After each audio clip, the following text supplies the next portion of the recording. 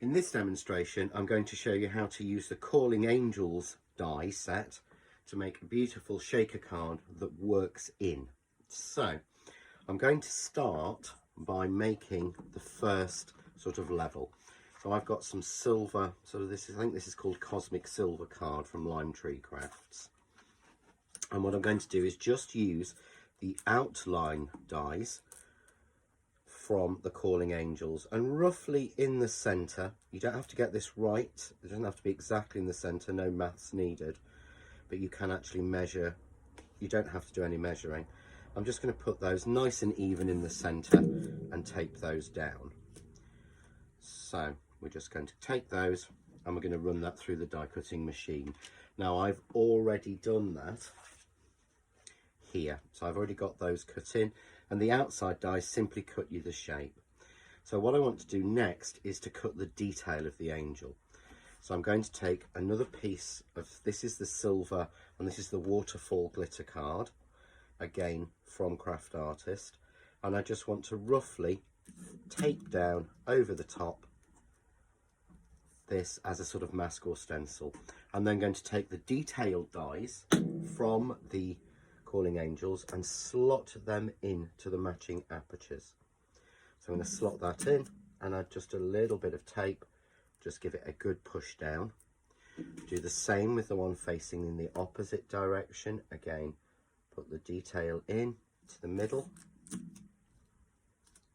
and we're just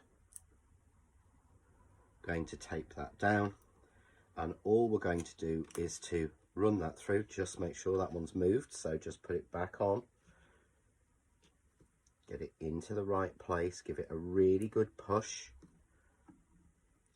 lift up your top layer and add more tape to make sure that they don't move and stay nice and secure. It is quite difficult to tape to glitter card because it's a foil finish on top, so if you do struggle you could use a piece of masking tape or washi tape that's a little bit thicker. And all we're going to do is run that through our die cutting machine. So I'm going to run that through so that you can see actually the cut on that one. So we're just going to place them down just like that, and we're going to cut those. So that's now been through the die cutting machine, and the reason I wanted to show you live cutting this is with the glitter card, as it's a foil, you will find that all the detail will cut out. Let's just move these plates out of the way. But you will have to take each piece out, and so you just need to be a little bit careful when you're taking these out of the glitter card because it is a complex piece to cut. So just ease each piece out and you'll see each piece comes out relatively easily, but because there's so much detail in there, you want to just take a little bit of time and make sure that you get it every single piece out. So I've already done that just to save a little bit of time. So I've got a piece here that I've already done, and we can see there we've got those two beautiful Calling Angels, and then we have the frame which fits exactly on the top, giving us that level of depth or dimension. So all I'm going to do is to add a little bit of spray glue to the back of this. And again, you could foam mount this over if you wanted it to be really tall, or you can just use a standard glue, but this grabs very, very quickly, so I find this a lot easier. So we just phase that, get that in the right place, and then we have our perfect Calling Angels with a silver frame where it's going cut into the card. So we want to make this into a shaker card, so we need to add some acetate. So once again, for speed, I'm going to add a little bit of spray glue onto the back of this piece. I'm then going to take a piece of acetate, just large enough to cover over, so that I've sealed that in. And what I want to do now is to make the shaker element. So I'm going to use foam tape, and I'm just going to run foam tape around the image, just making sure that there aren't any gaps. I'm actually going to be using large pieces, but it's always worth making sure that you don't have any gaps in there at all. And you can make this as deep as you want to, I tend to just do this 1 layer thick. If I'm using some of the Fantastic Crafts 2 Snow, then I would probably make it 2 layers thick, so I get a really nice depth and dimension in there. So we're just going to trim that off. And then what I want to do is to remove the protective cover over this. I find taking this cover off while you've got items in there is really difficult, so you just need to be careful. And I've got here, that's almost like die cut offcuts, little circles cut in silver and glitter card that I'm just going to fill it in with. So I'm just going to put some of those in. So it's a great way, keep hold of any sort of little bits that you've got like this that really, really work, especially when you're cutting them in beautiful speciality card. And you can buy packs and things like this as well. So I've got a little bit of, certainly don't want a little bit of orange protective tape in there. Now to seal this and to make sure it goes in the right location, I'm going to use another piece of acetate over the top, just to make sure that that is sealed. So then when I turn it over, I've got my sort of circles in there to just give a beautiful glint to it. So to put the card together, I've cut a frame using the frame die in the Calling Angels set. So I've used all 3 dies in the set, the outer, the detail and the inner, to cut me a frame in this silver card. I've then mounted that onto a piece of the waterfall glitter card to give me that beautiful shine through. And I've put on here 2 layers of foam tape. So I've got a nice 4mm depth, just again so I get that really nice dimension.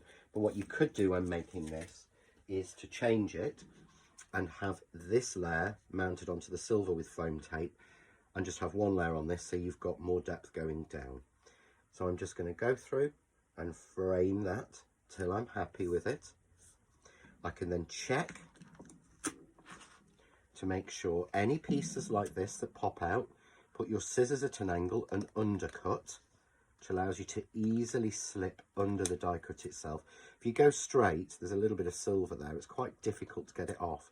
But if you undercut it by tilting your scissors, it's a lot easier. So there's nowhere else that that's showing too large, so that's fine. I'm then going to bring in a card blank that I've made, and what I've done here is I've added some of the silver onto a little bit more of the silver onto a white card blank, and if I just put that down, I'll be able to see I've got the silver shining through. But it's a bit too much silver, so I've taken a piece of just plain white card, and all I'm going to do is to pop that onto the back. So again, I'm going to use just a little bit of glue